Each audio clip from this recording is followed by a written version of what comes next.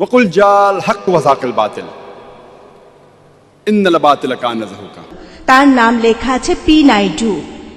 তিনি বলেছেন, মুসলিমরা মানুষ জাতির আশীর্বাদ। এখানে অমুসলিমদের কি হবে? যারা জন্ম থেকেই মুসলিম নয়, তারা জীবনের কোন পর্যায়ে ইসলামকে বুঝবে? বোন, আপনি প্রশ্ন করলেন যে এক হিন্দু ভদ্রলোক বলেছেন মুসলিমরা মানবজাতির আশীর্বাদ, আলহামদুলিল্লাহ সুম্মা আলহামদুলিল্লাহ। তবে একজন অমুসলিম যে জন্ম থেকে মুসলিম নয়, জীবনের কোন স্তরে সে ইসলামকে বুঝবে? প্রশ্নটার উত্তর দেওয়ার আগে আমি একটা বিষয় পরিষ্কার করে নিতে চাই। আমাদের নবীজি মুহাম্মদ সাল্লাল্লাহু আলাইহি সাল্লাম বলেছেন, প্রত্যেক শিশু দীনুল ফিতর নিয়ে জন্ম নেয়। দীনুল ফিতর অর্থাৎ আল্লাহর ধর্ম। প্রত্যেকটা শিশু মুসলিম হয়ে জন্মায়। পরবর্তীতে তাকে প্রভাবিত করে বাবা মা, গুরুজনেরা, শিক্ষকেরা। সে তখন শুরু করে মূর্তি পূজা, অগ্নি পূজা, এভাবে সে অমুসলিম হয়ে যায়। সেজন্য ইসলাম ধর্ম অনুযায়ী প্রত্যেক শিশু মুসলিম হয়ে জন্মায়, অর্থাৎ আল্লাহর কাছে সে আত্মসমর্পণ করে। পরবর্তীতে তার পরিবেশের প্রভাবে সে অমুসলিম হয়ে যেতে পারে। তাই কোন অমুসলিম যখন ইসলাম গ্রহণ করে, এখানে শব্দটা আসলে কনভার্ট হবে না।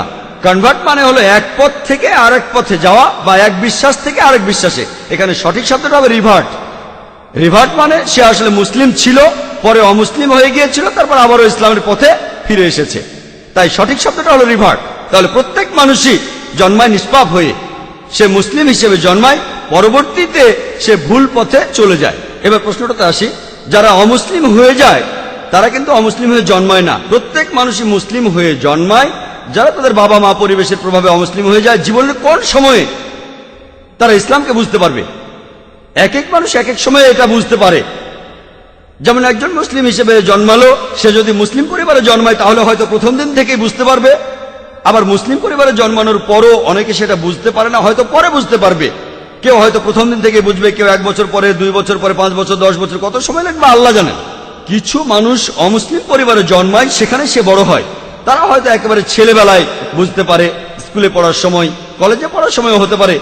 আসলে এক একজন মানুষ এটা এক এক সময়ে বুঝতে পারে। তবে কোন মুসলিম সেই অমুসলিমকে বোঝাক বা না বোঝাক, আল্লাহ পবিত্র কোরআনে বলেছেন, সূরা ফুসিলাতের 53 নম্বর আয়াতে উল্লেখ করা হয়েছে, সানুরিহিম আয়াতিনা ফিল আফাকি ওয়া ফি আনফুসিহিম হাত্তা ইয়াতাবায়্যানা লাহুম আন্নাহু আল হক।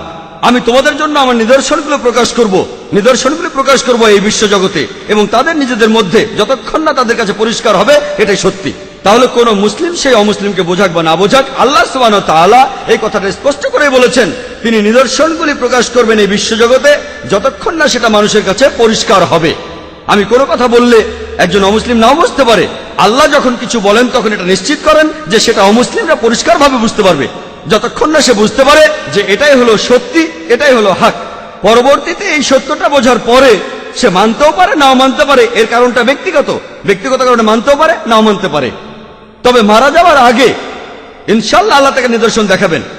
এখন কবে কখন আল্লাহ ভালো জানেন, তবে মারা যাওয়ার আগে আর রোজ কিয়ামতের দিন পবিত্র কোরআন আমাদের বলছে যে যারা ইসলামকে প্রত্যাখ্যান করে তারা কখনো আল্লাহর কাছে অভিযোগ করতে পারবে না যে আমি কোনো নিদর্শন পাইনি, কেন আমাকে জাহান্নামে পাঠাচ্ছেন। তারা শুধু বলবে আমাদের ক্ষমা করে দেন, আমরা ভুল করেছি। কারণ তারা জানে যে তারা নিদর্শন দেখেছে কিন্তু তখন গ্রহণ করেনি। তারা শুধু আল্লাহকে বলবে আমাদের আরেকটা সুযোগ দেন, আল্লাহ তখন বলবেন অনেক দেরি হয়ে গেছে। তাহলে আল্লাহ অবশ্যই তাদের নিদর্শন দেখাবেন তারা মারা যাওয়ার আগে। আশা করি উত্তরটা পেয়েছেন।